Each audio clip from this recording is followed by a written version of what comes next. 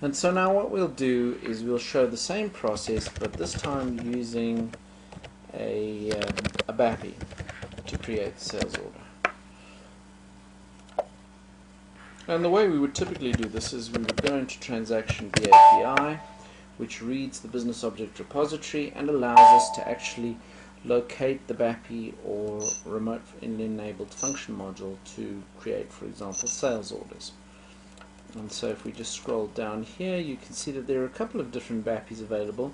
An old one from 3.1H, which is now obsolete as of 4.0A. Create from DAT1, which is obsolete as of release 4.6C, and then the latest one, which is released with 4.6A, which is create from DAT2. Now, with our BAPI product, or our direct product rather, we can go and find that exact same BAPI. In fact, we can find all of them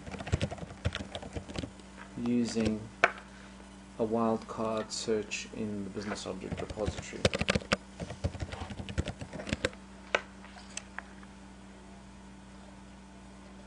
And you can see here's the list here. And so of course the one we're interested in is this one. So we'll just double click on that and we'll bring back some basic metadata, which includes documentation, which may be useful for working out how to use this. So let's go back to SAP. Let's have a look and see how we would use this. So if we click on the Tools tab and then click on the Function Builder option and then click on Single Test, it will launch the Function Builder test screen. And at this stage you can see we have import parameters and we have tables. Tables would be things like order items, schedules, partners, and various other attributes that might be associated with a particular order. The order header items are, as one would expect, a single line but with multiple characteristics. So for example, we could put in the document type, the sales organization, the distribution channel, and the division. And so this information looks very similar to what we would typically have in a regular sales order. And that would actually be enough order header information. We'd have to, of course, provide partner information, and this we would provide as the ship to and the sold to party.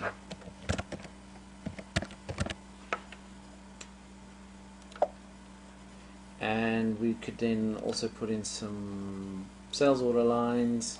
So we could put in item 10, which would be PA 1000, for example, and a target quantity of 1. And we could add another line. And you can see this is going to be a pretty time-consuming exercise to test.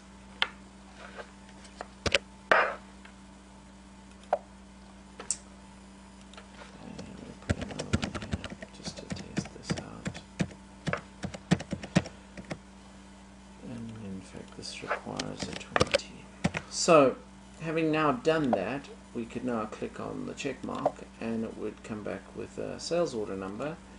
It tells us that the sales header is processed successfully and the 2 lines have been processed successfully, and here's the order number. Now this order number will not appear in the SAP system because we have not committed this data to the database. We're simply testing the configuration. And the same would be true within our direct script as well. If we did not check this box, we would not be able to save the data in SAP. And this is important because some BAPIs are actually just read BAPIs, and so we wouldn't want to try and save anything with one of those. So we click on OK now, and what this will do now is it will go into SAP, it will extract all the tables and all the field identifiers, and we'll download them to our local machine for us to then consume as we require it or according to our configuration, and then we can import that structure into our transaction product. So the first thing we'll do is we'll go to the order header in, We know, for example, that the document type is going to be something we're going to need, and we want that to be a mandatory field. We know that the sales org is something that we will want, and we want it to be mandatory, distribution channel as well, and division as well. We also know that we're interested in partners. So we know that these two fields are the two fields that are most important to us, and that those should be mandatory as well. Okay, and then we have the items. And we know that, for example, we want the item number, we want the material, and we want the target, we want the plant that maybe it would be delivered to, and the target quantity. And actually all of those could be recommended. They're not actually required fields, though it might seem a little strange to not want them.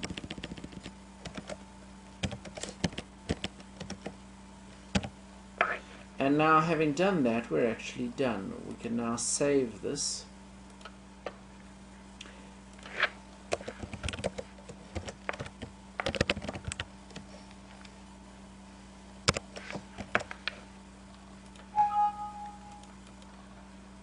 And having saved that data now, we can launch transaction.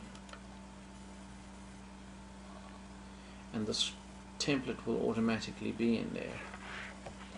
We can just put that characteristic in here again and just give it an estimate on how long it would take to do this manually. And now you can see here's the header information. We can't uncheck any of the mandatories. Here's the partner information, also mandatories. But we could uncheck some of these, but we're actually going to use them all, so we'll leave it at that. And now, having done this, we can simply click on Finish, and this will take us to the next stage, which is mapping all this data to Excel. Now, these are the fields that we've selected and indicated that we want. We could simply auto-map these to Excel, but we'll notice that if we go to the expert mode, the loops have automatically been inserted for us, because the system knows that tables have the opportunity for multi-valued characteristics.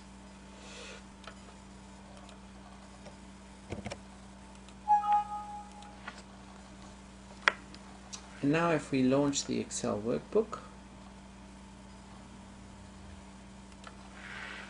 we know, for example, that we're going to provide 2 partners and we'll provide 3 lines. So the lines will be 10, 20 and 30. Material PA 1000.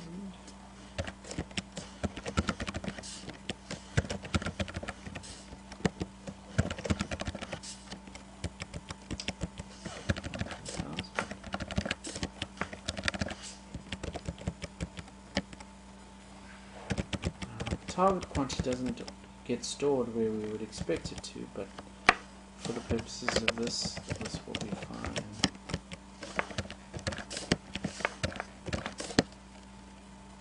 And the document type is a order or a TA 1000, 10 and 00.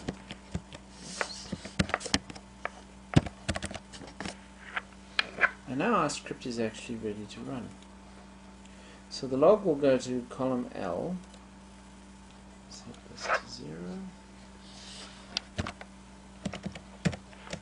set this to L, save it, run it.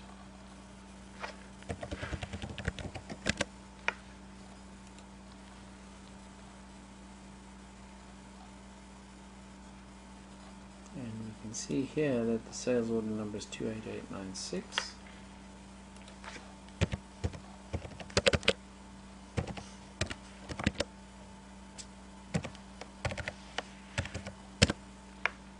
And there's our sales order. The order quantity is not reflected here because those are target quantities and they're actually reflected elsewhere in the system.